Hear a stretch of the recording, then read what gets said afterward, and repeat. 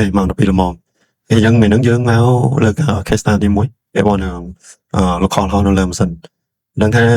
អាចនឹងអ្នក developer យូរហើយហ្នឹង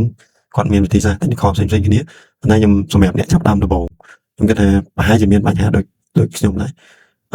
នៅករណីដែលយើងមាន domain យើង host ហើយអញ្ចឹងយើងអាច testing ជាមួយ API អីផ្សេងៗយើង postman ទៅគឺវាត្រឹមត្រូវវាយើងដាក់តាលីហ្នឹងទៅគឺវា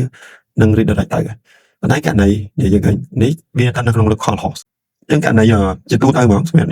អ្នកថ្មីវិញនៅពេលដែលគាត់ត្រូវការ run project គាត់ត្រូវតែ API មិនទៅ PHP artisan serve ចេះធ្វើហើយយើងបាន IP នេះមក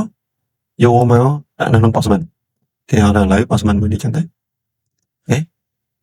ហើយចេញមកអូខេអញ្ចឹងករណី API យើង running គឺយើងត្រូវកែវាយចន្លោះចឹង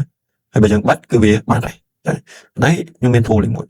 យើងអាចនិយាយថាវាជាមូលដ្ឋានគ្រឹះសម្រាប់ឲ្យការងារយើងងាយស្រួលលឿនចឹង tool នេះយើងអាចបង្កើត host ហើយ tool នេះខ្ញុំធ្លាប់ upload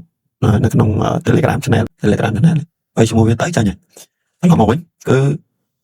នៅពេលដែលយើងប្រើ tool នេះគឺយើងអាចបង្កើត local host អញ្ចឹងយើងអាចបង្កើត host បានច្រើន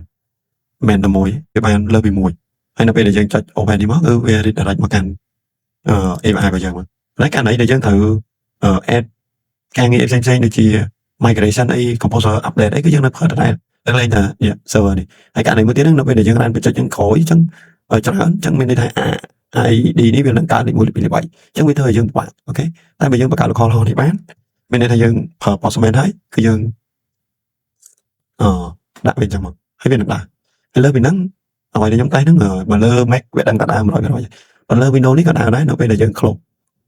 អាហ្នឹងចោលក៏វានៅតែដើរដែរឥឡូវឧទាហរណ៍ថាខ្ញុំប៉ោះអញ្ចឹងឥឡូវឧទាហរណ៍ថាខ្ញុំចង់បង្កើត product អញ្ចឹងខ្ញុំត្រូវការ login ថ្មីដើម្បីយក ID នេះគេ login ទៅកាន់ local host ហ្នឹងហើយបង្កើត product អូខេបើ product ថ្មីមកហើយ change ថ្លៃមួយមក101ដើម្បីឲ្យច្បាស់ថាយើងអាច